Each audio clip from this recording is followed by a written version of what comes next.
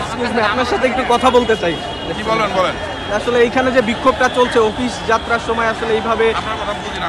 আচ্ছা এখন যে বিক্ষোভটা চলছে এটার বিরুদ্ধে আপনারা বা এটার পক্ষে এই সমাধানটা কিভাবে আসলে আপনারা করতে যাচ্ছেন?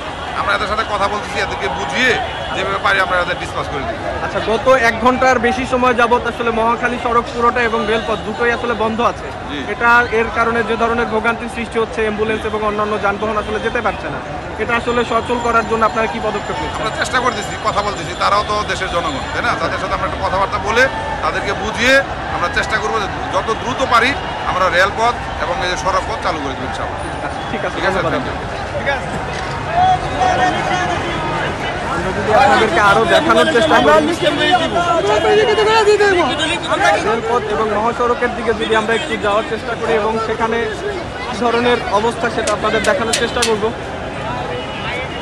রেলপথ আপনারা দেখতে পাচ্ছেন আসলে পুরো রেলপথটাই বন্ধ রয়েছে। এখানে আসলে এই কমলাপুরগামী এবং এয়ারপোর্ট থেকে যেসব ট্রেন আসবে সেগুলো আসলে বন্ধ রয়েছে। এই বিক্ষোভের কারণে, বিক্ষোভ সমাবেশের কারণে এটি বন্ধ রয়েছে।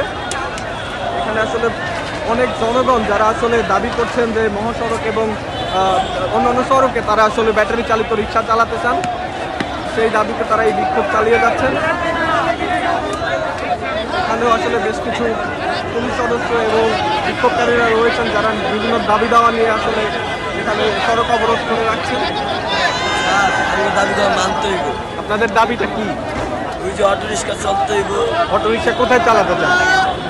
গল্লির ভিতরে। গল্লির ভিতরে তাহলে মহাসড়ক অবরোধ করে রেখেছেন কেন? অবরোধ করছে না করে দিচ্ছে হাইকোর্টে।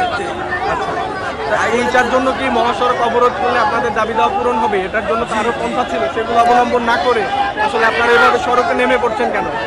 আমাদের দাবিতে হাইকোর্টে না করে দিচ্ছে, হাইকোর্টে মানা করে দিচ্ছে। এটা তো আলাদা একটা প্রসিডিউর আছে যেটার মাধ্যমে আপনারা আসলে আপনাদের দাবি রাস্তা না নামলে ভাই এটা দাবি মানবো না। রাস্তা না নামলে এইসব দাবি